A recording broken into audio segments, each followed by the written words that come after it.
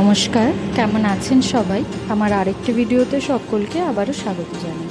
তো আজকে মাশকালাই ডাল দিয়ে মাছের মাথা দিয়ে করেছিলাম। তো এটা একটা খুব সুস্বাদু রেসিপি, আমার তো দারুণ লাগে। তো চলো আমি কিভাবে তৈরি করেছি সেটা তোমাদের দেখিয়ে দিই। এখানে প্রথমে আমি এরকম ছোটো বাটি দিয়ে 2 বাটি মাশকালাই ডাল নিয়েছি। সেটাকে ভালো করে ধুয়ে আমি ভিজিয়ে রেখে দেবো 1 ঘন্টা উষ্ণ গরম জল দিয়ে।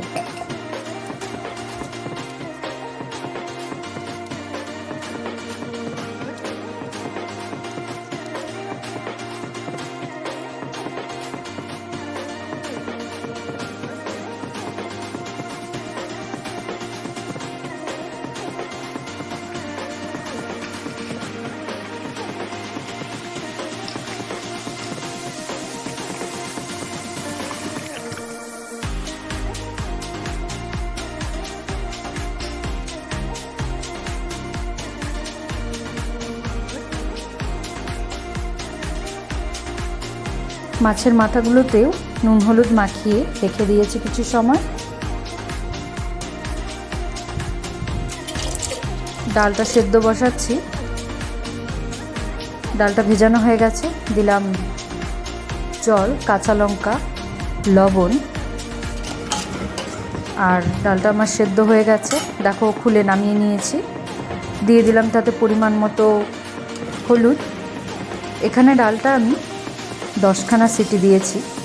তো এখানে ডাল বানাতে, মাশকালাই ডাল বানাতে এরকম করেই সিটি দিতে হয়। তারপর মাছের মাথাগুলো এক এক করে সবগুলো ভেজে নেব। ডালটা গামলায় ঢেলে নিয়ে মিক্স করে নিচ্ছি। অল্প পরিমাণ গরম জল অ্যাড করেছিলাম। মাছের মাথাগুলো ভাজা হয়ে গেছে। এরপর তেল গরম করে তাতে অল্প 5 ফোড়ন, মৌরি, আদা, শুকনো লঙ্কা আর দিয়ে দেবো তেজপাতা ফোড়নে। এবার এটাকে ভালো করে ফ্রাই করে নেব একটু সময়।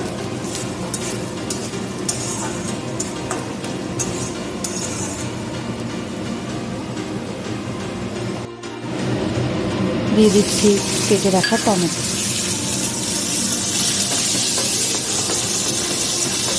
এটাকেও ভালো করে মিক্স করে কিছুক্ষণ ফ্রাই করে নেব। এবার ফ্রাই করা হয়ে গেছে, ঢেলে দিচ্ছি সেই সেদ্ধ করে রাখা মাশকালাই ডাল। এটাকে ভালো করে মিক্স করে নিয়ে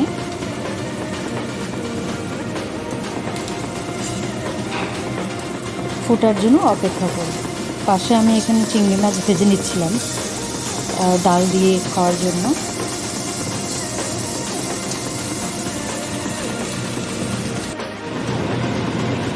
ডালটা ফুটে গেছে।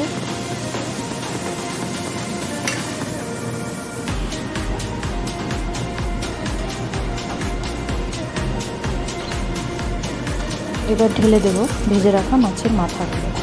এগুলোকে দিয়েও ভালো করে মিক্স করে দিয়ে কিছু সময় ফুটিয়ে নেব।